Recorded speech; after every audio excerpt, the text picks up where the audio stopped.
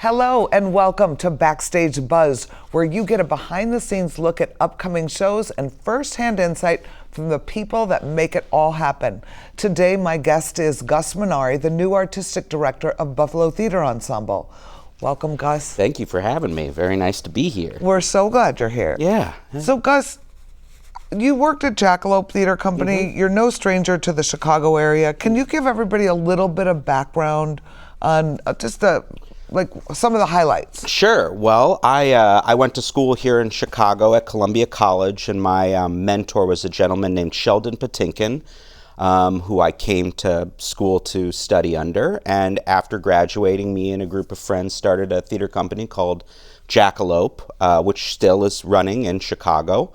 I ran that company for a great many years, and we had a lot of success. It continues to have success now. But I traveled to Seattle, where I took over a company called Book It Repertory Theater, right as the pandemic was beginning, so just more of my fantastic timing. And then me and my wife welcomed a baby girl into the world, and so we moved back to Chicago to be amongst family. And in this sort of continuance of making theater, which I still do at Jackalope and other places, BTE said they needed a new managing artistic director, and they have such an incredible reputation. I was a little bit closer to where I lived now and everything, and just the opportunity to work with such amazing people, I couldn't pass it up. So great to. What do you see as the biggest opportunity for BTE that you would like to help? Well, it is. The amazing thing about Buffalo Theater Ensemble is that there are these absolutely world-class artists as part of this ensemble, some of the best actors and directors in Chicago, and they're here. The MAC is such an incredible bit, being the sort of beating heart of the arts in DuPage County, but also this sort of center of community and togetherness, and it just really seemed like a very magical, beautiful kind of place to come and work, and with a company of it's just a real, a murderer's row of talent. And so the opportunity to work with those people, and they just have such a record of producing great shows that get great press, people really enjoy, sell well, get Jeff nominated and awards and all those sort of things. So they've built themselves just over these past 40 years now, just a really incredible institution, and through hard work and determination. And so to be a part of that is a real honor. So yeah. You know what I think is one of the best? First of all, I wish everybody knew about BTE. Right? And what I learned is that once people go start seeing their shows, they fall in love. It's true. Right? Yeah. They fall in love. And I think what's different about BTE than if you go into the city, and I'm not saying that other theaters don't do a talk back, or because we are an ensemble. Yes. Yeah. People really feel connected to this group. They know the actors, they know the directors, and there's so many great opportunities to connect. Absolutely. And that you mentioned that is so interesting to me, because we just broke our subscriber record, which is fantastic. And one of the reasons that happened is, as you say, people always renew. Yeah. So we get new people every year, but we don't lose anybody, because people keep coming back, because there's always a new fun story. There's always something new, interesting or beautiful or fun or hilarious. And what did you do last night? Last night we had an event as part of Arts DuPage Month, and we also had a sort of a mini subscriber event within that. And so many of our subscribers came through, and we talked and got to meet each other. And the thing that sort of struck me was how many folks were there who had been seeing shows at BTE for 20, 30, sometimes even upwards of that, many years, and that it was that sort of destination for them. And they remembered, all of the different changes that the college has gone through, and the new, buildings, and how exciting that was. They've been here for our entire story. And that's a wonderful thing. That's a really beautiful thing. And a lot of them have been through this trilogy that we're That's going right. through, right? Yes. Of the Pemberley series. So this season is the conclusion of our Christmas at Pemberley series. This one is Georgiana and Kitty, Christmas at Pemberley. And this is a story that folks have come back to year after year. You don't have to have seen the one prior to it, but it is just a beautiful, holiday event. Jane Austen, the costumes, the just the whole vibe, and people really love it. So well, and I think if you like the upstairs, downstairs of Downton Abbey, absolutely, and you like those sorts of things, you'll love this show. And it's that period. And although it's a fictitious place, there really was a place it was based on. Yes. And what's funny is we're ordering things in the gift shop, and I saw these Pemberley T-shirts. I'm like, are you kidding? It's a real place? Done. Yes. And I'm like, done. But if you are a Jane Austen fan, right. if you're a Downton Abbey fan, absolutely. If you love the wit and the witticism, and it's not stuffy, it's always very funny. It's very, very funny. It's very charming. This one is the most. This one, Georgiana and Kitty, to me is the most. Has the most love. There are the most sort of love stories within it. So there's a lot of courtship and flirtatious and Ali Amadei, who costumed the first one of this series, Miss Bennet, Christmas at Pemberley, and she won the Joseph Jefferson Award for her costumes, and she's back this year. So we can, look forward to just that perfect, historically accurate, beautiful costuming. We have Paige Klopfenstein, who plays Miss Elizabeth Darcy, returning, along with Charlotte Foster, who plays Jane Bingley, and of course Connie Canaday directing. So it's going to be just a really spectacular. And Connie directed the last one. Yes, she directed the last one. Yes. She really knows the thru, the thread. And she is great at keeping things tight. She's great at, and as an artistic director, there is nothing more incredible and wonderful than a director who keeps things tight, because things can, when you lose that momentum, and one thing that Buffalo Theater Ensemble has a reputation for is comedic momentum. Yes. Farces, comedies, these things that can seem sort of wacky and out of control.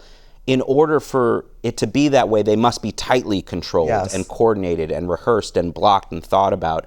And all of the directors at Buffalo Theater Ensemble are professional directors of comedies and farces, in that we don't get bogged down.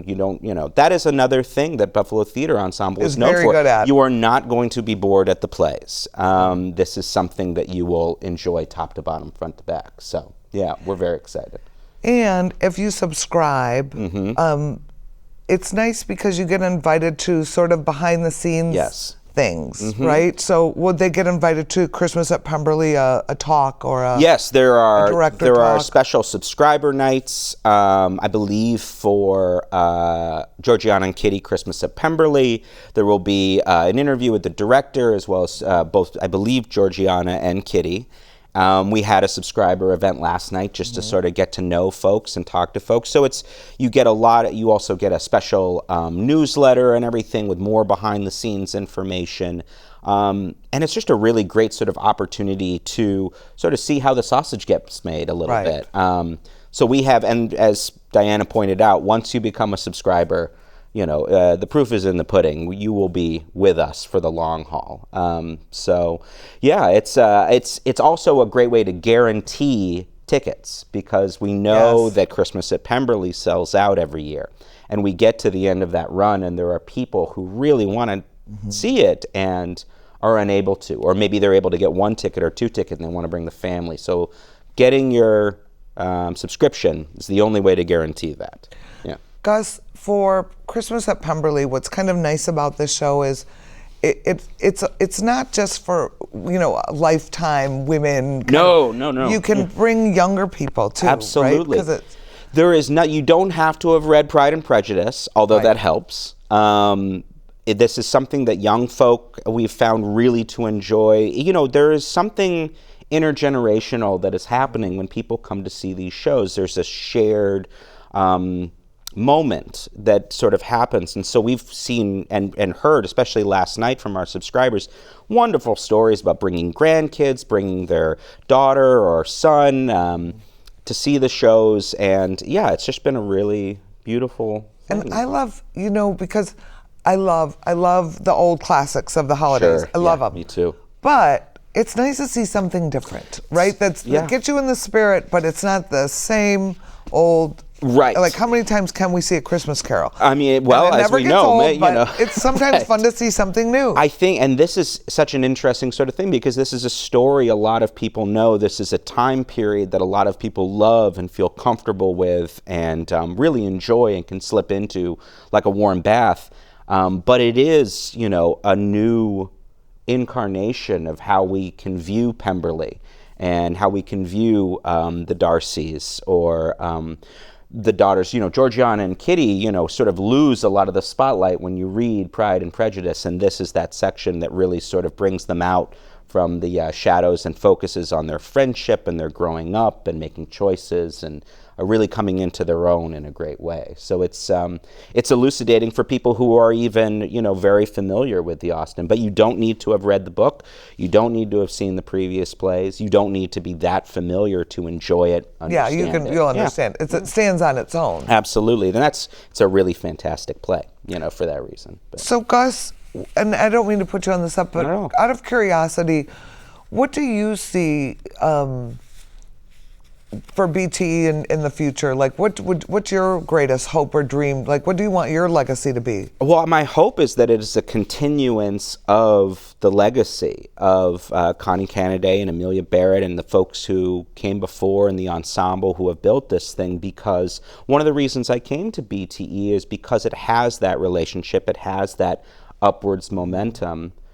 So my hope is just a continuance of that onwards and upwards. We continue to be a part of our community, make new connections, grow our community, programming for our audience, what they want to see, what they don't know they want to see, and just really continue it. I didn't come to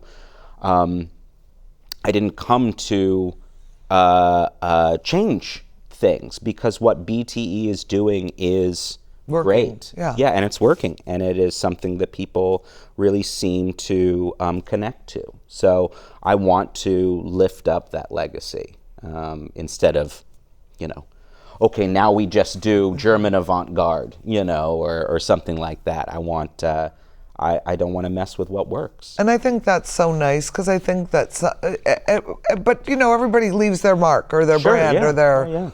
But it seems like you are very committed to preserving the best. I think so, and that BTE continues to grow in that way, and so we can sort of see where that is heading, and we know that that's where we want it to go. So while BTE will continue to change, it will change in ways that solidify that which people already enjoy and love. So we want to just further institutionalize that magic. Okay.